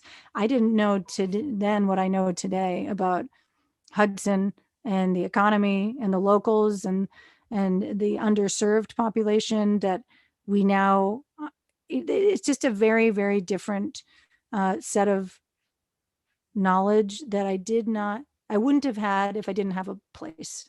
If I Oh was just yeah, a citizen, I don't absolutely. know that I would have learned all this. There's no way, because I wouldn't have had people coming through my doors Totally. telling us, or like, Yeah. praising or complaining or whatever. As soon as you have a public facing thing, Mm-hmm. you opened A your doors space. to the Yeah. world, and you're going to hear a lot of stuff, and you're going to learn a lot of stuff. Yeah, you open your doors to the world and you get the world. Yeah, no, Yeah. that's so well said and so important. And it really, you're absolutely right. It really is at the heart of why I wanted to have these discussions, because there's something about physical space. Everybody needs it, everybody's in it.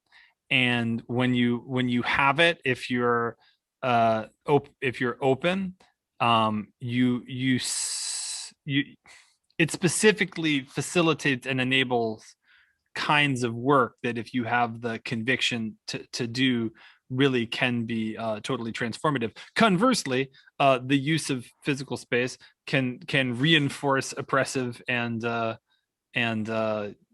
of narrowing myopic dynamics of gentrification and sequestering people and things like this, right?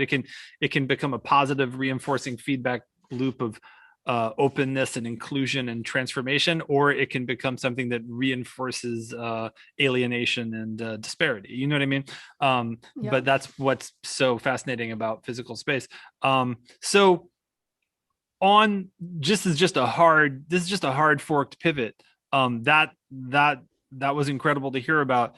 Tell us about Soundscape, and then tell us about what's coming up, and then we'll go out on that.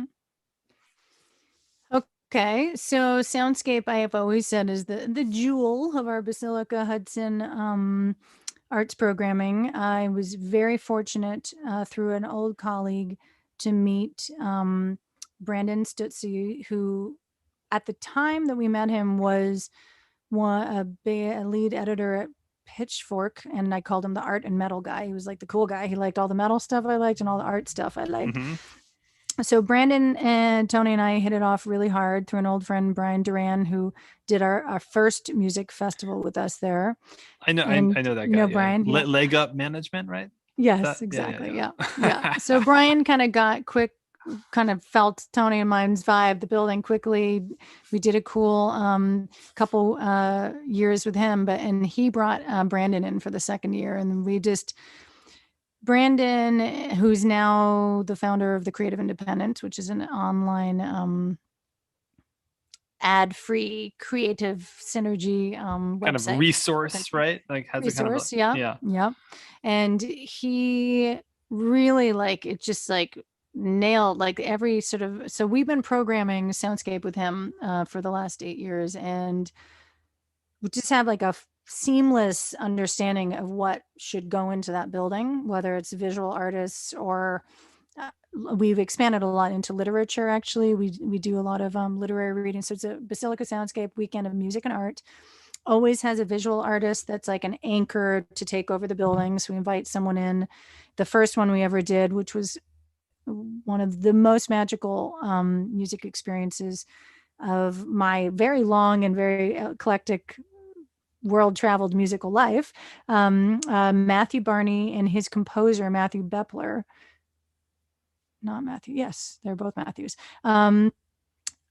Did you weren't happen to be there. No, you did not see this. Which one was Matthew Barney and Matthew Bepler doing a 4-way cross performance between Pig Destroyer, Juliana Barwick,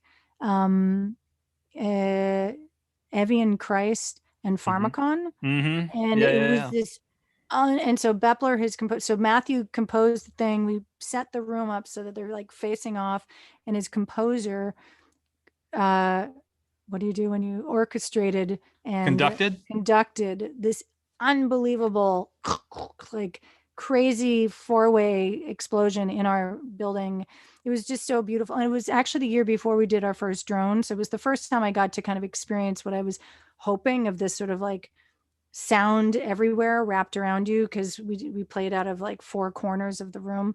Anyway, it was really, really magical. And that's when, that was the first year we did with Brandon. And it's always sort of been this like core of like what I think we call, I don't remember how we describe Soundscape, but it's like not a festival. It's a weekend of, but it's also about crossing over genres and crossing, overlaps, all these weird overlap upon overlap. And then, like I said, visual art, but as well as performance art and literary and music. And so it was heartbreaking not to have it last year. There was no way, Brandon and I, we could not imagine how to reinvent it. Like there's no way that online could do it justice. It's really about location. It's about, and at this point we have returners, for 8 years, people have been coming every single year to a pilgrimage upstate. I'll mention the Basilica's audience is 50% New York City metropolitan area, 50% regional, which is, I realize in the future conversations, we'll talk more about this region because people won't understand enough about like what this region is, but it's all these hamlets as I described. So regional to us is everything from Boston and Montreal to the Berkshires and Massmoka to Woodstock and Albany. It's a very cool Northeast region that I'm very attached to and very excited that we get across crossroads of all those. But so we weren't able to do it. It's and when they come up, the city people camp. So hundreds of people say this campground, we shuttle bus them out. It's a real weekend immersive experience for those that are coming from out of town, or you're just, a lot. I think the most recurring feedback from regional people that don't live in cities, but in the more like the rural and small city regions is like how grateful they are that such a radical music and art event happens in their region, because it definitely is not happening in a lot of maybe nowhere else. Like I said, the upstate, I mean, in the city it is, but with the city, you have that other problem is you can't make noise that late. You can't just walk to the waterfront and like be alone on city streets or go to a campground, so it's like that weird thing where, anyway, it's a very exciting, very special program. And we've been very mournful about it not happening last year. And by the time this airs, maybe we'll have our little pitch together where we can do a kind of save the dates dream. Is that, like I said, Basilica's had to, in COVID times, we still are not planning on having any in the building events. So it's offsite, online, outside. And there's an incredible venue about 20 minutes outside of Hudson in the town of Chatham, which is our regional sister municipality, Chatham, New York. And there's this big outdoor pavilion style, very fancy state of the art performing arts center called PS21 that, quite honestly, I've never been to, although I had heard about the eccentric philanthropist woman who had started it. And this is setting us up for our conversation next week with Elena, who's the new executive director for the last year, of this remarkable pavilion that we are hoping, if we're lucky, alongside you and Elena and PS21, as well as other incredible partners, that we might have our first offsite soundscape this year in an outdoor pavilion that will be COVID friendly, and very exciting creative assignment for us, which is that knowing that it will be limited capacity, limited and new location, that our creative team, Brandon and I, as well as everyone we will do the weekend with, are really excited to adapt it to a new venue. Because what we've always done, of course, with Basilica, which is an honor to use the building as the central muse, but it's always been very site specific to that building. So Soundscape will still have, much like we said earlier, the paragraph I registered the IRS about our broad ethos and dreams for the building is portable. You can move it outside of the building to another place. Like you mentioned earlier, 24-hour drone we have brought to other places when the place is right. So, and Soundscape, we did bring to Le Guess Who. Actually, we curated a stage there. Le Guess Who is a place that has like multiple stages happening at the same time. So it's the programming is transportable, but it will be very exciting to focus on a new location. But mainly it will be exciting homecoming for a lot of, we're going to be most likely programming a lot of returning artists that have already played Soundscape, but asking them to play specifically to a post-COVID, post-Trump, post-truth and new location set. So, we're very excited Amazing. to reframe it.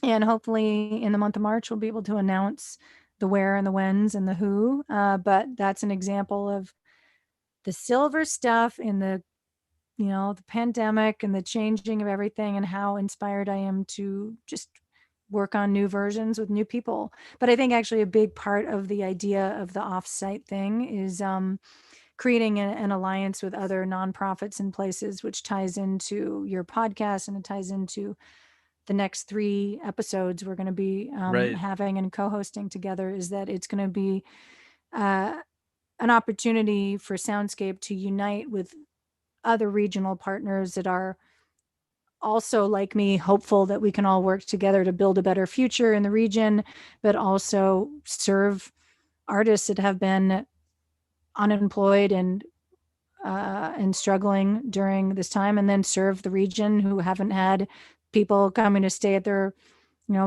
buy something at their coffee shop. But it's like the whole double stimulus where you're able to like help the economies you care about while keeping the dream alive, and working together to show that there is such a thing as like a communal culture that can make people feel good. Amazing. Okay, that is a perfect mic drop. But you and me are going to be here for 3 more weeks. And real quick, just shout out who we're going to be talking to, and then we're going to say peace. Okay, great. I'm going to just mention, so when I had the assignment with you of let's do a deep dive in upstate New York, I decided it would be cool to talk to 2 other nonprofits that we are either creatively aligned with or geographically aligned with. So PS21, which is, as mentioned, the outdoor pavilion, but with a new executive director. We're going to be speaking to them about their visions for the future and possible collaborations. And we're also going to be speaking to Wave Farm / WGXC. They're a really amazing sound transmission arts residency as well as community radio station. The 2 founders, husband and wife, Galen and Tom, they've been in our midst since we arrived in Hudson. They've always been a part of our 24-hour drone and broadcasting and archiving that, but they're super interesting in that they are both the transmission arts, which is quite literally as abstract as a mic in a pond for 10 years, transmitting out into the world. Right. But then also hardcore community radio, like community built, with volunteers radio station. So they're amazing. And then the 3rd final episode is treating the city of Hudson as the place of assembly. So the city of Hudson is going through a renaissance, ongoing, been happening for 200 years, but the boom and bust changing of the guards is always happening. And we're going to be speaking to 3 new cultural organizations taking root. One of them is not new, but it's a new division. Hudson Eye is a Hudson-based art fair.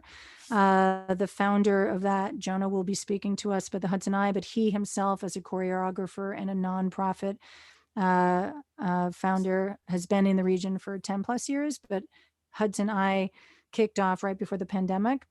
The Hudson Art Fair was created during the pandemic, a question about how arts and culture can address inequality, definitely inspired by Black Lives Matters, mixed with the artists migrating to Hudson. So the Hudson Art Fair is a brand new organization. And then the 10th magazine are city transplants, who I'd noticed started coming up before the pandemic, but have definitely taken root there now. And they're a online Black queer culture, I love it because they super go into deep history, Black history in America, as well as I mean, there's a lot of like Black History rainbows, and that combo is so beautiful for this moment in the world, of course. And the two founders will be joining us. They and it's an opportunity for me to get to know them, because they really kind of just have settled in since the pandemic, like really full-time Hudson. So I haven't even had a chance to sit down and really hear about, but they just kicked off a radio station, online radio station this week as well. So they're in Hudson. So they're going to be, so that's the podcast. That's the existing institutions as well as new taking root organizations in Hudson. Okay, amazing. So the next 3 weeks here with Melissa Auf Der Maur. And this has been amazing. You're an inspiration. I've got a lot to think about. And I will I'll see you next week. Then. Yeah, 100%. Yes, can't wait. All and right. Thank you to listeners. And I know that it's it's lonely out there to just be listening to computers, and we're in it together. So thanks for joining on the ether wave. Okay.